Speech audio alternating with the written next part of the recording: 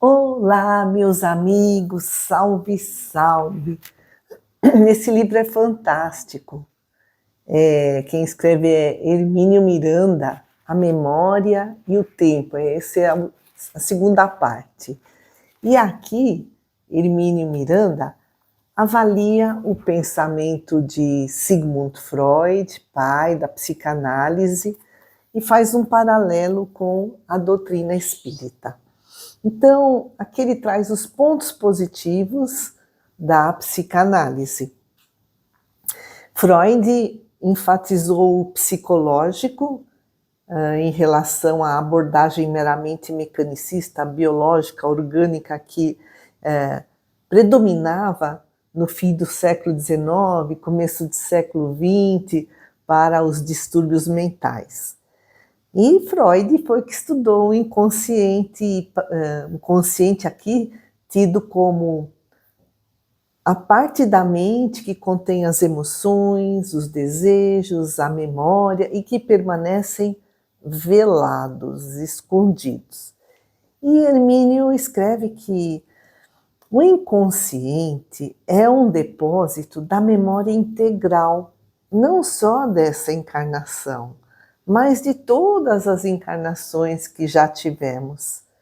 E o inconsciente pode ser acessado pela livre associação de ideias, pelos sonhos, pela hipnose.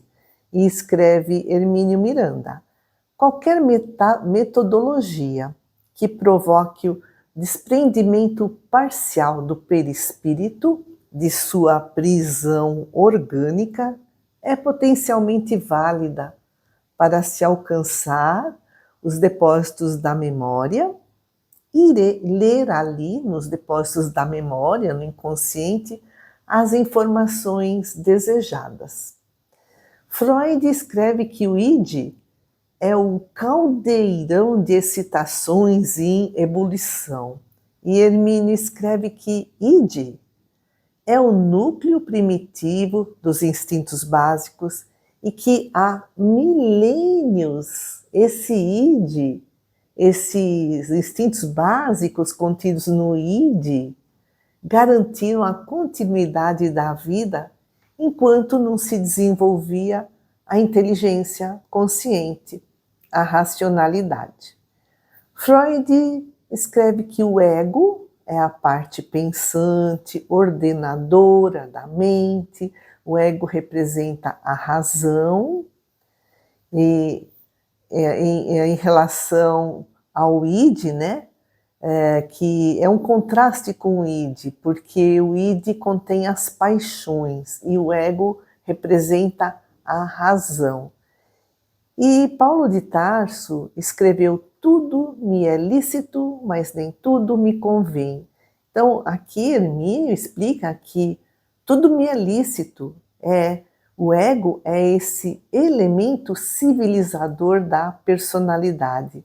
É o ego quem critica, recusa, rejeita ou interfere diplomaticamente para resolver um conflito menor, escreve Hermínio de Miranda. Mas acima do ego existe uma autoridade suprema, que é o superego.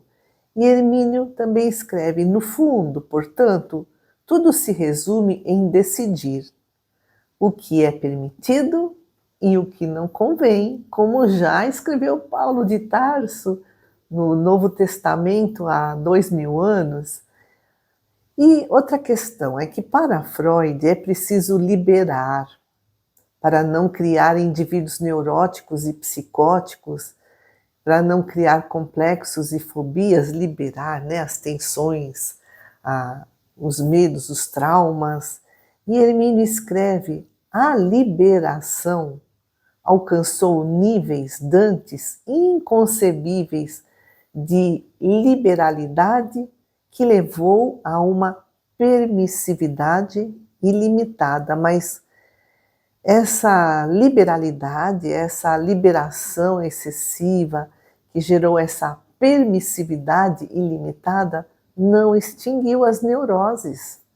Pelo contrário, gerou uma multidão de neuróticos e desajustados de toda sorte. Para Freud, os nossos problemas emocionais estão em nós mesmos, em nosso passado, no passado dessa existência.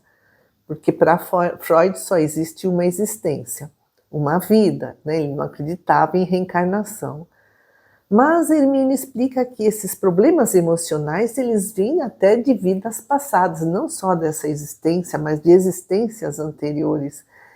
E olha que interessante escreve o autor, né, do livro A Memória e o Tempo, Hermínio de Miranda.